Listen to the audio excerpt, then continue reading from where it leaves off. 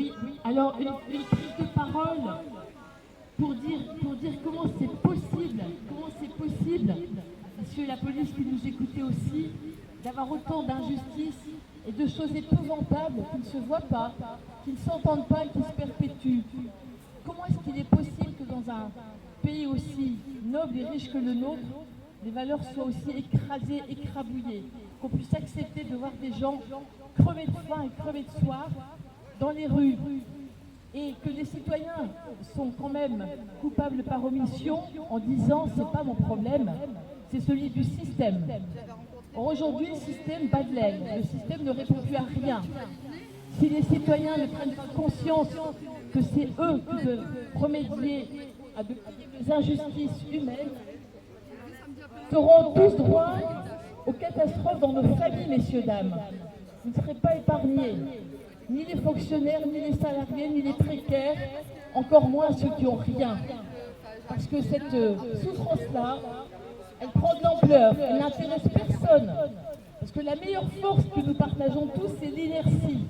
La force de l'inertie, elle est fantastique, cette force. Tout le monde se fout royalement des choses importantes de la vie.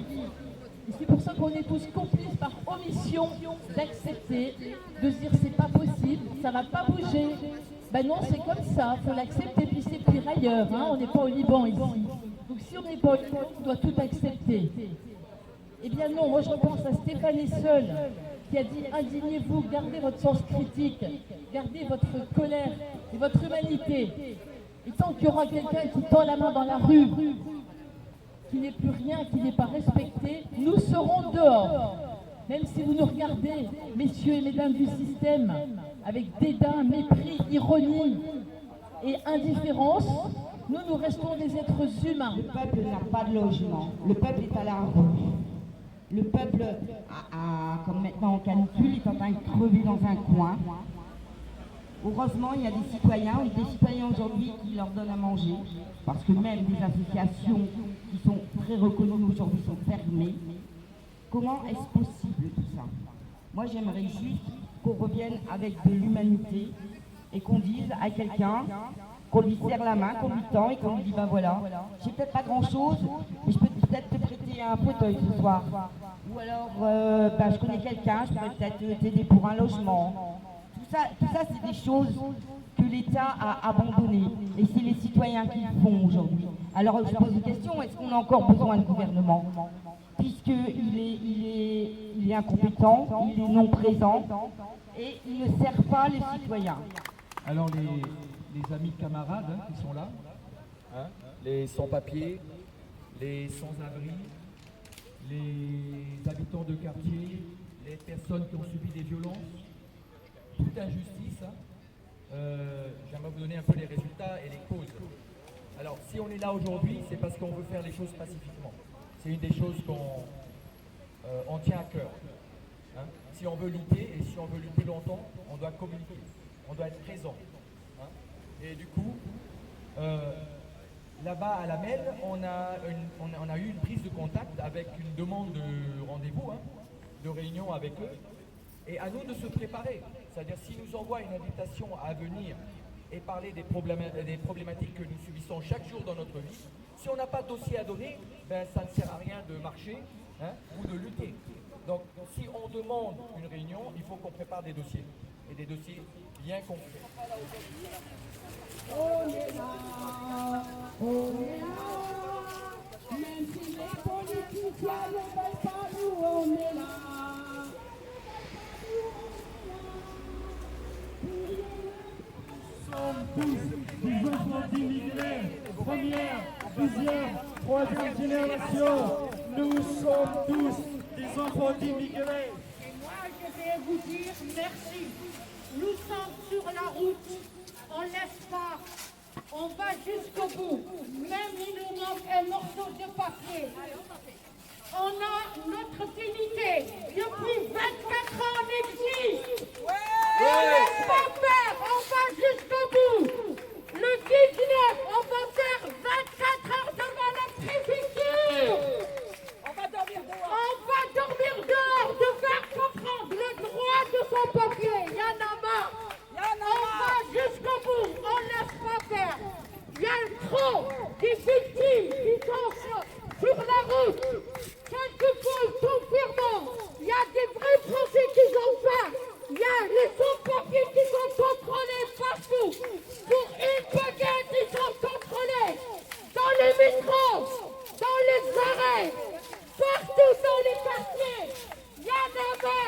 peut plus. Alors moi aujourd'hui je suis là pour une autre sorte de manif qui est la violence conjugale qu'on parle pas non plus beaucoup. J'essaye de faire sortir toutes les femmes qui sont victimes de violences conjugales. Au nombre d'actifs, 60 plaintes. Au bout de 60 plaintes, le mari violent toujours au domicile. La réponse de la justice face à ça, c'est il y a pire chez nous, il faut voir l'Amérique. Pendant ce temps-là, la femme rouée de coups, qui se fait étrangler, stranguler, on lui retire ses enfants en disant qu'elle va vivre les choses correctement. La personne, au bout de presque 60 plaintes, finit en prison. Sortie de prison, on se prend toutes les bandes de quartier en supplément. Réponse de la ville, sortir la victime de la ville, continuer à ne pas rendre l'enfant, et en supplément un rapport social tous les ans où la femme violentée ne fait que passer son temps sur une chaise à dire que c'est la victime qui est coupable. À un moment donné, je demande à toutes ces femmes de sortir dans la rue et dire que ça aussi on en a marre d'être traitées comme des chiennes. Et ça je le dis aujourd'hui. Il y en a marre d'être jugées coupables pour des choses qu'on n'a pas fait. Et tous ces services sociaux qui sont soi-disant là pour toutes les femmes. Moi, je vois il n'y a pas longtemps une jeune femme que j'ai accueillie chez moi. On lui a donné comme réponse, Madame, on vous prend votre fille. Ce n'est pas une solution face à une expulsion. La maman a besoin de son enfant et elle a besoin de son logement. Au jour d'aujourd'hui, il y a tout ce qu'il faut. Il y a des maires, il y a des gouvernements, il y a des lois. On a tout ce qu'il faut pour pouvoir s'en sortir. C'est trop facile de parler sur le peuple qui, lui, est toujours là, assis et qui se bouge le derrière pour pouvoir sortir de sa situation. Alors maintenant, je parle pour tout le monde. Toute situation est possible. On peut s'en sortir, mais c'est tout le monde aujourd'hui. Et là, on vient à la mairie. Hein. Moi, j'habite, je suis résident dans le quartier l'île Grand Palais. Je parle au nom des habitants, collectif des habitants d'île Grand Palais, et je parle des violences que les habitants subissent de la part de vendeurs de drogue en plein jour, devant la région, devant l'AMEL et la mairie de Lille. Actuellement, il y a des vendeurs de drogue assis là-bas au métro Lille Grand Palais en train de vendre librement la drogue. Ils agressent des personnes, des mères de famille avec des mâchoires fracassées. Moi-même, j'ai été attaqué personnellement pour les avoir dit de partir ailleurs. Alors, fracture des côtes, ligament arraché avec une opération derrière, et le monsieur n'a même pas pris le temps de venir au tribunal se présenter avec son avocat. Voilà dans quoi nous baignons, et c'est pas un seul ou deux ou trois cas. Nous réclamons la justice et qu'elle soit appliquée pour le logement, pour les sans-abri, pour les sans-papiers, pour les violences. Nous réclamons justice, pas plus que ça. Le nombre de SDF sur l'île sont au-delà des 300 sans-abri qui dorment dans des friches, des maisons abandonnées. Ils n'ont pas de quoi manger, ils n'ont pas de masque. Je dois passer chaque jour avec un caddie Carrefour Market, peut-être illégal avec moi, à donner des sandwichs, du pain, un peu de dignité, des masques. J'ai pas à donner des masques, je suis une association, j'ai pas à donner des masques aux citoyens. On nous dit que nous sommes en danger et qu'on a un virus et qu'on doit se protéger. Qui sont les sans-abri si ce n'est pas des citoyens? Qui sont les sans-papiers si ce n'est pas des êtres humains? Alors est-ce qu'il y a quelqu'un qui est plus haut que l'autre ou pas? Les gens avec qui je marche qui ont des problèmes. Actuellement, nous avons une femme avec nous. Elle est hébergée dans un appartement avec ses animaux. Elle est handicapée. On ne veut pas lui donner l'appartement dans lequel elle se trouve. Ils veulent qu'elle parte à la rue avec ses bêtes avant qu'on lui donne. On lui dit partez au Graal, madame. Partez au Graal, madame. Alors, nous essayons de résoudre des choses, mais on n'est pas des assistants sociaux. L'assistant social a dit sortez, madame.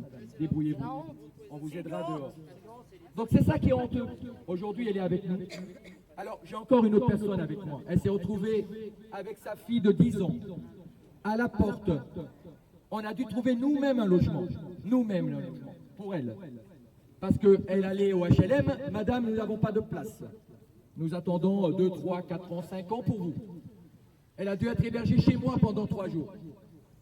Et avec un citoyen qui lui a donné son studio parce qu'il était parti en vacances. Et on lui a trouvé un logement, elle a été déménagée hier. Donc ça, c'est des problèmes qu'on veut résoudre. On ne veut pas des promesses.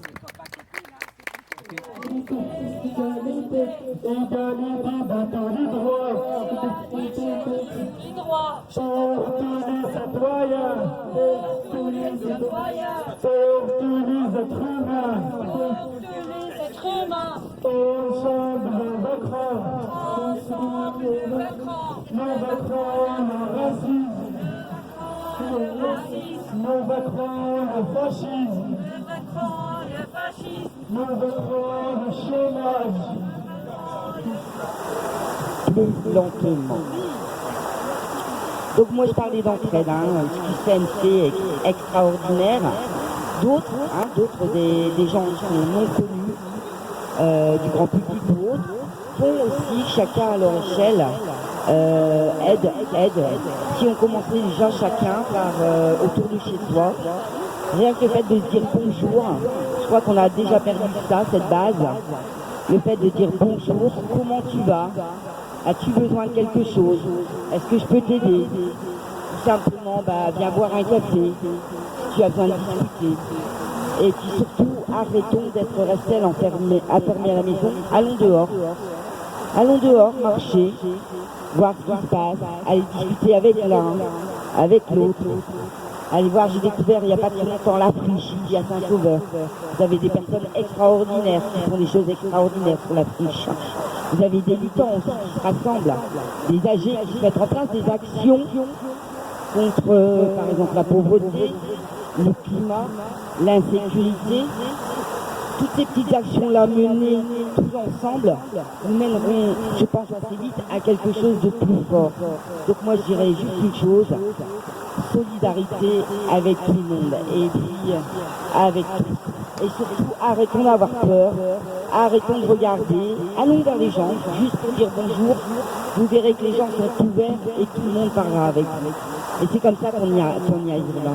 Et c'est pas la peine de parler de son propre malheur, on est tous dans des problèmes plus ou moins importants, mais ça à chacun son échelle.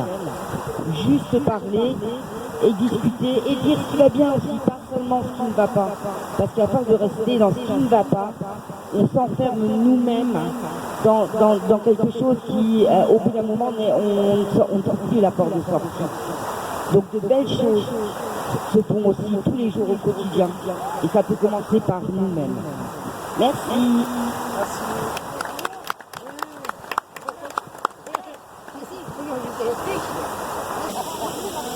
Aujourd'hui dans cette manif pour dire la situation administrative des sans-papiers est grave en ce moment.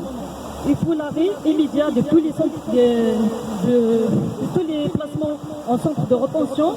L'État doit prendre ses responsabilités et fermer ces centres de retention.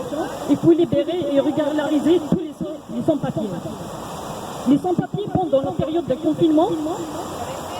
Et on a lutté contre l'isolement des personnes âgées confinées à domicile par des appels téléphoniques, participant aux dons de sang pour sauver des vies humaines, préparant des repas pour les personnels soignants de Roubaix, Tourcoing et Lille. Il faut que le gouvernement protège leurs citoyens en commençant par la régularisation de tous les sans-papiers. C'est une mesure humanitaire avant tout et il y en a marre d'être sans-papiers. Donc on demande tout simplement de régulariser tous les sans-papiers. On n'est pas dangereux, par contre on est en danger. Merci à vous. Merci à tous, donc on va se préparer à partir et à se revoir bientôt parce que je crois qu'il y a autre chose à 18h30. Donc merci d'être venus. Merci à vous tous et à se revoir bientôt. À se revoir bientôt et beaucoup plus nombreux. On a réussi ce qu'on a voulu faire, c'est qu'on voulait prendre contact avec la MEL, la région, la mairie et la préfecture. On a eu 3 invitations, donc on attend de la part de ces administrations-là, les élus, et on va envoyer un courrier pour demander d'audience auprès du préfet. Si on est invité, on viendra avec les intervenants, des personnes de collectif, avec des dossiers bien fermes, avec des problèmes, et on attend de leur part de nous donner des solutions par rapport à ça. Et vis-à-vis de ça, après, on verra comment se réorganiser et revenir en manifestation. Voilà, donc merci à tout le monde et à bientôt.